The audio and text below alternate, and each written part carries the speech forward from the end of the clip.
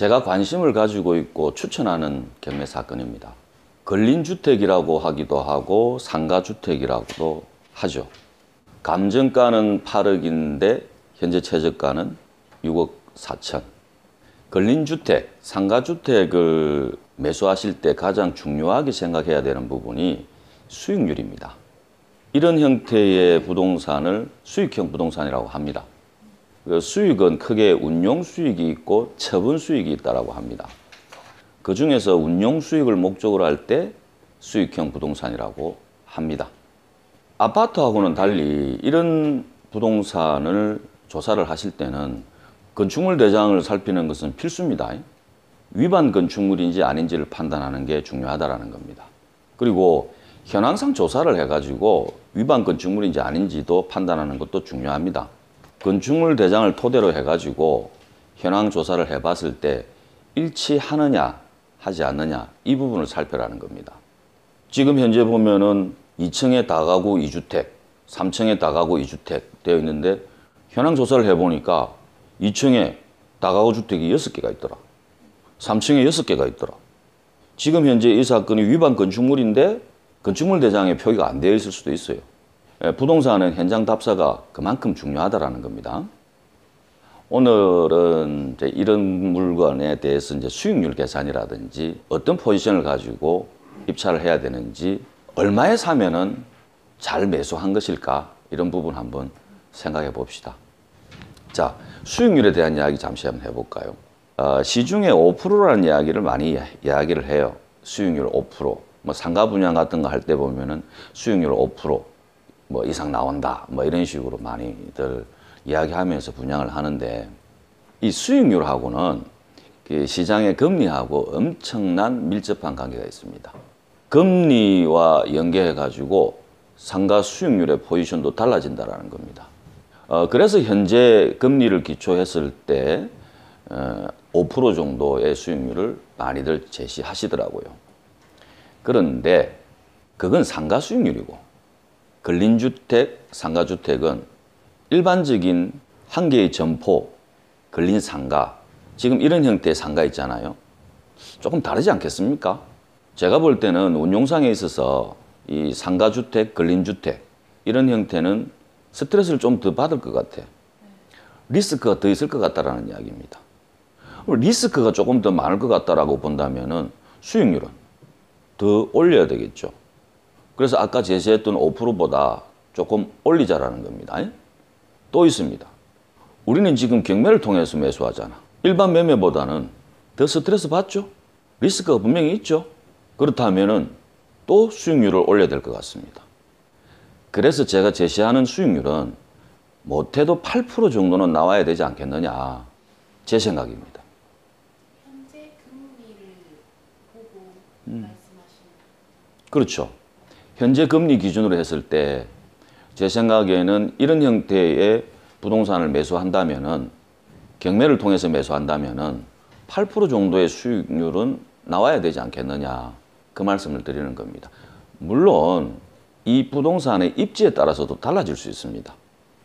입지가 좋으면 좋을수록 이익률은 낮춰야 됩니다.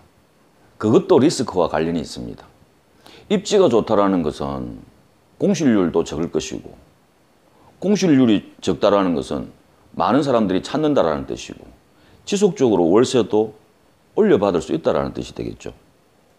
그런 부분이 숨어 있다면은 지금 현재에 투자할 때의 수익률은 조금 낮춰야 된다는 겁니다. 그래서 5%다, 6%다 이런 고정관념은 위험한 발상입니다. 그때그때마다 다르다는 겁니다. 저는 대략적인 계산을 해봤는데 저는 이번에 입찰을 하지 않습니다. 물론 누군가가 낙찰을 받을 수도 있겠죠. 이건 본인이 원하는 수익률의 차이입니다. 그런데 저는 계산을 해보니까 제 수익률을 만족하지 못합니다. 이 가격에서는 제 수익률을 만족 못한다는 겁니다. 그렇다면 입찰을 안 하면 되겠죠. 제가 원하는 가격까지 왔을 때 그때 입찰 가격을 결정하고 입찰하는 겁니다. 자, 그럼 수익률 계산 한번 해봅시다. 수익률 어떻게 계산하느냐. 여러분들도 아주 간단하게 할 수 있어요. 일단 있는 그대로의 현황에서 수익률 계산을 하는 겁니다. 지금 제일 먼저 찾아야 되는 부분이 뭐냐 하면은 월세가 얼마나 나올 수 있느냐 이걸 판단하는 겁니다.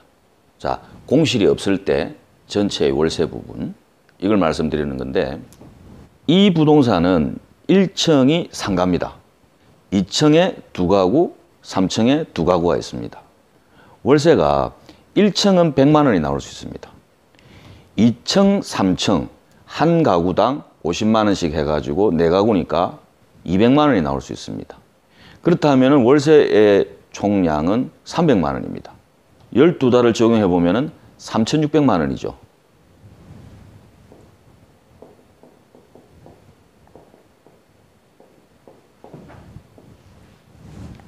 그 다음에 우리가 매수할 금액, 총 투입 금액을 계산하는 겁니다.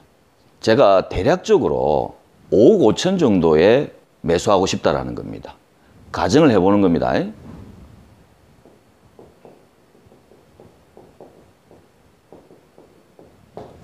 1년 총 월세 수입 나누기 제가 매수할 금액을 기록한 겁니다.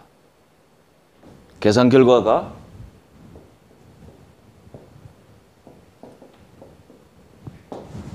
6.5%가 나왔습니다. 끝난 겁니다, 이게. 자, 그렇다면 아까 5% 제시하셨잖아. 5억 5천이면 훌륭한 투자가 되겠네요. 그죠? 뭐 이렇게 계산하시면 된다고. 자, 만일에 뒤에 우리 남성분 12%를 제시하셨는데 택도 없는 금액이죠. 입찰 안 해. 이렇게 나올 겁니다. 달라진다라는 겁니다. 자, 이건 아주 단순하게 계산한 겁니다. 여기에서 또 계산할 부분이 있습니다. 이 상황에서 추가로 계산해야 되는 부분이 보증금이라는 겁니다. 자, 보증금 5천만 원 정도를 받을 수 있다고 예상한다면은 순투입 금액은 5억이 될 겁니다. 5억을 계산해 보시면은 요율은 얼마가 나옵니까? 7.2%가 나옵니다. 수익률이 또 달라졌죠? 또 있습니다. 여기 계산해야 될 게. 세금이 있습니다. 이러한 부분을 계산을 계속 해보면은 정확한 수익률이 나온다라는 겁니다. 저는 한 8% 정도의 수익률을 원한다고 했잖아요. 뭐 그렇다고 보면은 뭐 제 입장에서는 뭐 한 5억 5천 정도에서 왔다 갔다 할 것 같습니다. 제 입장에서는 입찰한다면은 한 5억 5천 정도에서 왔다 갔다 할 것 같습니다.